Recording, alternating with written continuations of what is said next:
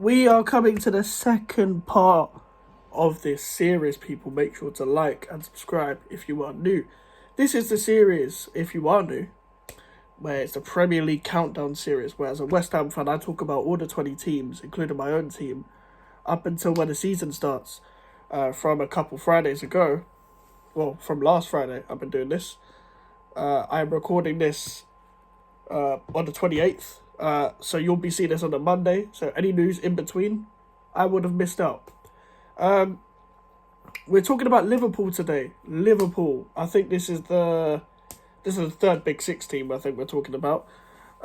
Liverpool, man, had a fall off last season, and for the first time they're in the Europa League since Klopp took charge, really, because I know Klopp was involved in that mad Liverpool-Dortmund game from years ago when Klopp came up against Tuchel, and he had the likes of Skirtle still. I'm pretty sure Martin Skirtle was still there. I'm pretty sure Daniel Sturridge was there for a while.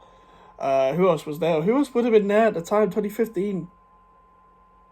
Was it 2015? 2016? Listen, I have no clue. But they're in Europa League again. And what they needed last year, what their fans were demanding last year, were midfielders. And Liverpool signed Szoboszlai and McAllister. And Trent Alexander-Arnold has apparently played in midfield in pre-season. I haven't checked on that. I haven't double-checked that. So I don't know if they're going to get another right back. But they will probably play Trent inverted. They probably need another centre-back.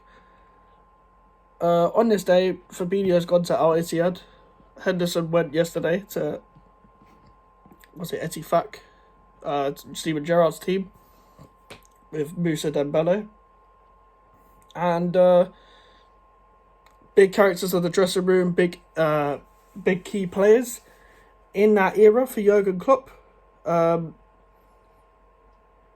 Jurgen Klopp had a team where prime Roberto Firmino, prime Sadio Mane, and I'm going to say prime Mohamed Salah. I think he's past his prime. I don't think he's fallen off yet. And that team was kicking on. They had Wijnaldum, Fabinho, Henderson. And Fabinho, Henderson were key cogs to that team. They have now left. They're probably going to go with this Christmas tree formation, or the reverse Christmas tree formation that everyone goes for now. Well, that Liverpool and Man City go for. Robertson would probably play more of a left centre-back then, which is a bit odd. But maybe Klopp will find another way. Maybe we'll just play 4-3-3 again. I haven't kept up with Liverpool's pre-season, so I'm not sure what they're going for. But with Trent inverted, that revived his season last season. He was getting exposed a lot at right back because of the midfield that they had, and because he was just in a lot of those situations. The midfield covered for him last time when Henderson had a lot of energy, when Wijnaldum had a lot of energy. Fabinho hadn't gone past his peak.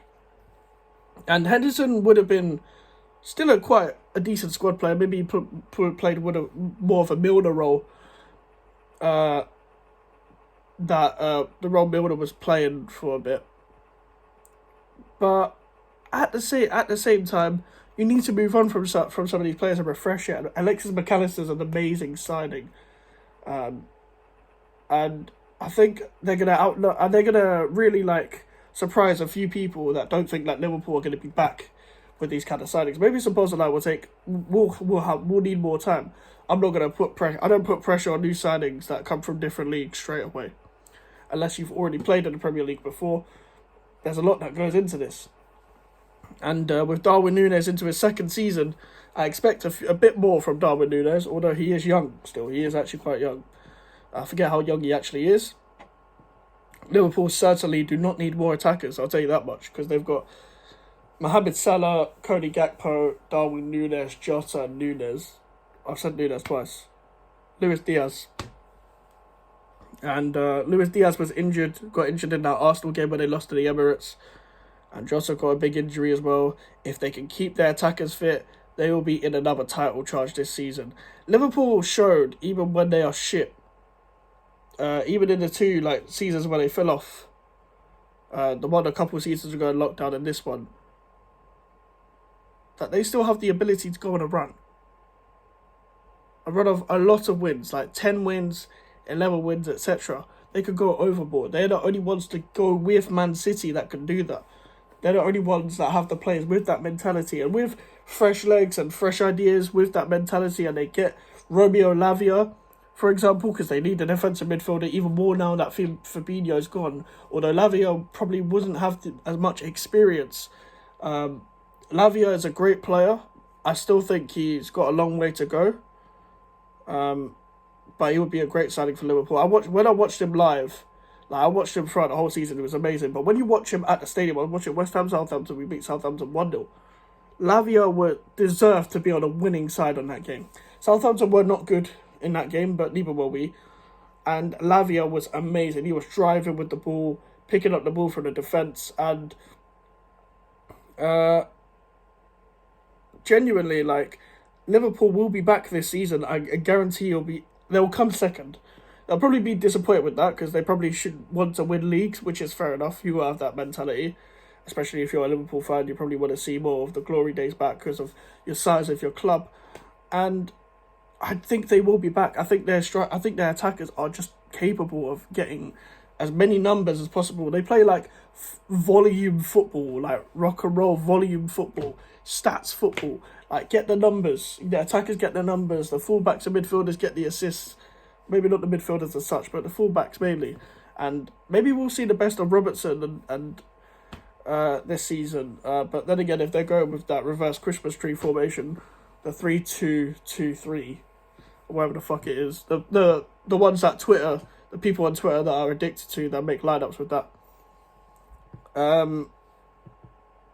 I think maybe you might see the best of Robertson, but Van Dijk is past his peak. After that injury, Van Dijk probably could have had a few more years with him at centre-back, because centre-back's gone for ages, but that injury has fucked him. Konate probably didn't have the best of seasons. I think he still had an okay season, though. He will be crucial. That man can cover ground. That man is born to play in a high line. And he's going to have an amazing season. I think he'll be in, potentially, people will be talking about Ibrahim Konate in team of the season, potentially, for me. And yeah, I just need to see what more they could do. I think they started the window really well. Szoboszlai and McAllister. McAllister's one of the signings, one of the best signings of the season, one of the bargains as well. 35 million release clause, something like that. And obviously, we know how good Alisson is. Alisson's the best keeper in the league. Great distribution and just an overall great keeper. You can't get past him. Don't get me wrong, every goalkeeper has a mistake in them. But Alisson is the guy who as a striker, you will be shitting yourself if you're through 1v1 against Alisson.